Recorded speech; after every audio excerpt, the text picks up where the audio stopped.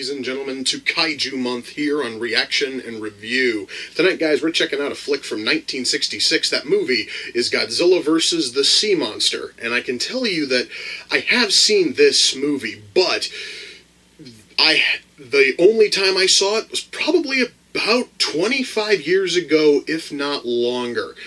In fact, I watched the trailer for the movie on this Blu-ray. And if you want to know how bad my memory is of having seen this film, the trailer heavily plays up that Mothra is in this movie. I don't remember Mothra being in this movie. I know for a fact I've seen it because I've seen Godzilla fight against a giant fucking lobster, and that's what his opponent is here. I just don't remember Mothra being there. So I am definitely in for something that's, for the most part, new to me. Now, I did do a little digging on the history of this film and found out something rather interesting. Godzilla vs. the Sea Monster was originally supposed to be a King Kong movie. In fact, it was going to be Toho's third Kong film after King Kong vs. Godzilla and King Kong Escapes. However, due to one of the other rights holders for King Kong, I read on certain sites that it was RKO Pictures. Other sites say that it was Rankin Bass. One of them saw the script to this thing and shot it down as a King Kong film. So Toho very, very quickly changed it into a Godzilla film. I don't know how much was really changed, but that is definitely a little interesting piece of trivia. I have no earthly clue if this thing is any good, because I remember nothing from it from when I first saw it. I'm certainly hoping that it's decent, but the only way I'm going to find out, guys, is if I shut up and I push play, and I'm going to do that right now. So, without further ado, it's time to kick back, relax, and check out Godzilla vs. the Sea Monster. So, one of these guys thinks that the island that they washed up on might have cannibals because they found a sword. I'm sorry, guys. You would think a sword would have some use on an island with God only knows what living on it. I would not automatically see a sword on an island and think, ooh, there might be cannibals here. That is probably the last thing I would fucking think. I would think there's probably something worth hunting and potentially killing that might happen to kill me first if I don't kill it. But hey, that honestly is just me. I'm sorry, guys. I just thought the whole we found a sword, ergo there may be cannibals. I thought that was just a little bit weird. Wait a second. So, these two scientists are in this lab, very wide open-air lab, like real open areas everywhere. They don't see the dude who's cracking the giant fuck-off safe in the wall at the other end of the room. They also don't see him opening it either. Fancy that shit. I'm sorry, guys, it just seems a little bit weird, you know what I mean? So, wait a minute here. So these three came up with the idea of setting up this long length of wire hooked to a sword in order to shock Godzilla back to life. They waited 3 days for a storm to hit, and the red bamboo's been searching for them on this island for 3 days and didn't find them. I'm sorry, guys, but Devil's Island is not that big. Alright, I've seen plenty of fucking shots of it. It's not that big an island. You would think after like 2 days, the fucking red bamboo would have given up their search and just assumed that they were eaten by the giant lobster Ibera. But no. No. They're still searching after 3 days. And, what do you know, after 3 days a storm finally hits. Still hasn't hit that fucking sword yet, so I guess we're gonna have to play the waiting game just a little bit longer. Alright, guys, there is something a little bit unsettling about Godzilla just sitting on a giant rock, ogling a small human woman. Honest to God, there's something very, very odd about that. I'm going to assume that was like a leftover element from when this was originally a King Kong movie. And it might not have seemed as strange with King Kong, but there is just something about Godzilla just sitting that looks weird. I swear, they keep and they keep holding on these shots for long periods. It just looks fucking weird, man. Really does.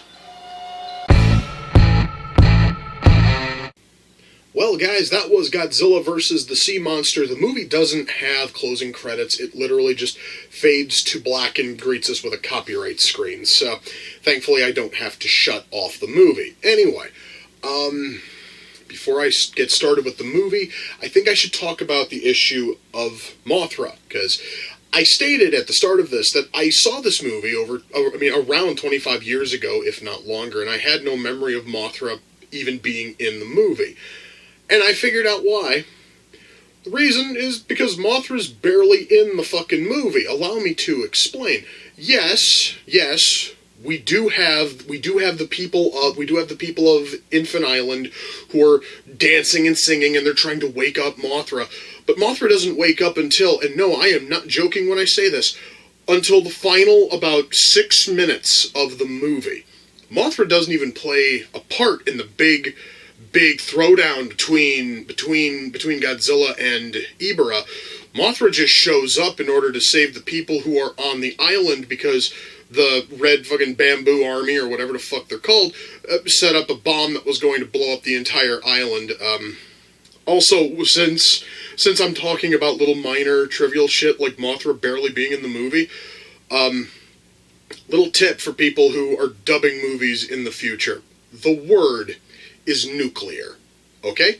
Nuclear. Every time a character in this film would say nuclear, I cringed a little bit. And it happens a lot because the blast that apparently is going to wipe out Devil's Island is a nuclear blast. And that just irritated the shit out of me because I know full well that the word is nuclear, and it just irritated me. Anyway, that is real trivial, real stupid, minor, pointless shit. I just felt like mentioning it. Now, let's talk about the movie itself. Let's start with writing. I said at the start of this video that Godzilla vs. the Sea Monster was originally a King Kong movie. You can totally tell. There are a lot of things in this movie that are less reminiscent of Godzilla and are far more reminiscent of Toho's King Kong movies. In fact, the only thing that they added in order to differentiate the two is that occasionally, like I think all of twice, Godzilla uses his atomic breath, which was something that King Kong didn't have. However, like I said, he uses it all of twice. So when we have Godzilla storming a fucking military base, instead of just using his breath and wiping out whatever the heck is stopping him, he has to utilize rocks, and he's throwing rocks. Why? Because that's what King Kong would have done, because King Kong, at best, in his Toho outings, was able to shock you by essentially blasting lightning from his hands, but he had to be physically touching you for that. And since Godzilla, couldn't do that since King Kong couldn't do that whilst storming a base, naturally, that's what we get there. It is very clear that they wanted to make a King Kong film, and they made plenty of changes and alterations. Well, not plenty, but they made enough alterations to make it functional as a Godzilla movie. Now, beyond that, how is the writing? The story here is really solid. I really did like the way that they handled everything. Our human characters are incredibly likable, and that's good, because there's barely any kaiju action in this entire film. Godzilla doesn't friggin' wake up until about an hour into the movie. I should mention, the movie's only an hour and 26? Hour and 26 minutes long. So, he doesn't wake up until 1 hour in. Ibera shows up once before that, and Mothra doesn't show up until the final 6 minutes, and plays no part in any fighting or anything of the sort. So you have to have strong humans if you're going that lean on the shit that people came to see, which is all the kaiju stuff. And what is here in terms of story is very, very well, done, so I am able to give them that. And what little kaiju stuff is in here, it's done incredibly well. Acting. Once more, I can find another absolute telltale sign that this was originally a King Kong film, and that is the body language of the person inside of the Godzilla suit. You see, guys, it takes a lot to play all of these different kaiju. Amongst it is body language. And if you go back and you watch King Kong versus Godzilla, or you watch King Kong Escapes, watch any of the previous Godzilla movies, you will see that there's a vastly different body language between the two characters.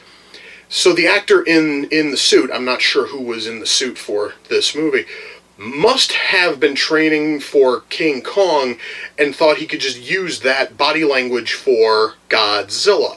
But people who've been watching the franchise for years will be able to tell very, very clearly that it doesn't look right.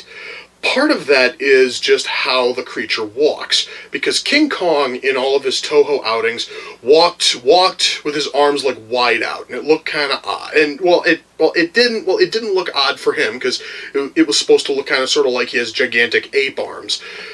When you have Godzilla walking around in that same fashion, it looks weird. In fact, almost everything here is stuff that I have seen King Kong do in his two Toho outings, and I've never seen Godzilla do. Mind you, guys, the acting there is fine. It's just, it would have been nice if the body language would have been more for the character who's actually in the film instead of the character that they couldn't fucking use. It just seemed a little bit off. Now, I did watch the English dub of this. And as far as dubs of 1960s Japanese films go, this thing is actually a little bit solid. I was pleasantly surprised. Now, mind you, I'm not counting the constant mispronunciation of nuclear. Again, there's just a minor nothing. I'm not going to let that ruin this. But everything else in terms of acting in the dub is fantastic. It is some of the best I've heard in 60s dubs. So this thing is really solid there. Special effects. Let's touch on special effects for a second. Special effects here, for the most part, are decent. There actually is a lot of stuff here that you didn't see a lot of back in the 60s. Like, you didn't see a ton of composite shots and all that, and all of it here is done really well. The closing shot of the film, with Mothra carrying all of the people back to Infant Island, that one there stands out a little bit because instead of just having the Mothra puppet, just like flying and then trying to shoot that, it's a hand-animated silhouette, and the wings are flapping in a way that Mothra's wings couldn't flap. And because, guys, literally, Mothra's wings just sort of like sway like this, and these wings are like doing like this, and it looked incredibly weird. I was not expecting that.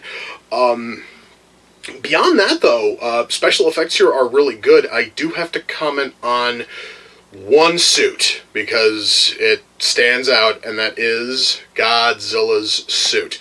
I'm going to assume that this was not the first outing for this suit, because it has patches where it's missing scales, and you can clearly see the plain rubber underneath. This is especially noticeable on the underside of his tail, which probably wouldn't have been so bad if the camera didn't absolutely focus on that in one of his last shots. The suit itself looks kind of sort of messed up. I'm going to assume that the reason for that is because they knew that they were going to be doing a lot of stuff involving water, and you don't want to put one of your good suits in the middle of a giant water friggin' tank, because that's going to damage your suit. So you use one of your shittier backup Godzilla suits. Unfortunately, they didn't bother to use a decent one for all of the land shots. Again, probably because Godzilla was sort of slotted in as sort of like a last second thing. You basically deal with whatever the fuck you have. Again, though, that is something that is not overly noticeable. It's incredibly noticeable on the Blu-ray, but it honestly is not enough to ruin anything. It's just something that I noticed, because I noticed that kind of shit. So, okay, yes, it is very, very trivial. It is incredibly stupid. Most people are not going to care. Shit, I honestly barely fucking care, and I only cared enough to mention it. So, everything else here in terms of special effects is fantastic. Music. I was kind of surprised by the music. See, I'm very used to a very set kind of music whenever I get into these films, because I'm used to the classic orchestral scores of Akira Ifukube whenever I watch one of these films. He didn't do the score for this one. So instead we have something that's a very Nelson, it is a very Nelson fucking Riddle-esque surf fucking rock kind of thing, which sounds cool. It definitely stands out amongst the soundtracks to every other Godzilla score. Mind you, I'm not saying that Nelson fucking Riddle did the score for this, but it sounds like something that he would have penned for, like, the Batman show in the 60s, which came out around the same time, so yeah, at least it's like a stylistic thing. In fact, if I'm not mistaken, surf rock was kind of a popular, or surf rock style shit was kind of popular in the 60s, so there we go. That totally explains it. But still, though, the now the score that is here is awesome, and I really dug it. It's just it stands out so much from what you hear in every other Godzilla film. But frankly, it actually is kind of sort of a welcome change. Would have been nice if we could have at least heard, I don't know, like a surf rock version of the classic God fucking Zilla March. Perhaps maybe if we would have heard Mothra's song instead of a bizarre, almost kind of sort of similar thing as all the people of Infant Island are trying to wake up Mothra. But hey, once more, that is really piddly shit. That really doesn't matter much. What is here for our music, though, is incredibly cool. Our sound mix here is awesome. Our camera work here is solid. Everything here, guys, is great. And one thing I do have to comment on is the overall look of the film. I normally don't talk about just a general look to a movie, but this thing is dripping with campy, kitschy 60s cheese, and I love that. So when everybody is walking through this fucking like lab, you have these brightly colored garish pipes running everywhere. The army, the red fucking bamboo army, are making smoke bombs. When they throw them, they are Batman-style lemon fucking yellow smoke bombs. So it just blows up this huge puff of yellow friggin' smoke. It's just, and everything is just so brightly friggin' lit and goofy looking. I loved it. And I understand that is something which is going to turn off a lot of people. Some people are not into campy, kitschy kind of shit. But hey, frankly, I am totally into that. I love that kind of stuff. This movie is dripping in it, and it really just sort of makes the whole thing feel just slightly cooler. So guys, when all is said and done, am I able to recommend Godzilla vs. the Sea Monster? Oh yes, I certainly can. Now mind you, this thing is nowhere, this thing will never make like a top 10 favorite Godzilla film list, but it is definitely worth watching. So that much there, I can totally say the movie's fun. It's great. I absolutely loved it. If you guys have not seen it, by all means check it out. You can probably find it on Netflix, maybe. If not, I know for a fact you can get the Blu-ray on Amazon for probably about $10. It's definitely worth every cent. And with that said, I actually kind of feel like watching a few more of these. I'm actually looking at my entire Godzilla Blu-ray collection. I think I'm just going to go and cherry pick a couple more of those, and I'm going to have myself some fun. Anyway, guys, with that, we come to the close of another reaction and review. Until next time, ladies and gentlemen, take care, and I will see you all in the near future. Peace.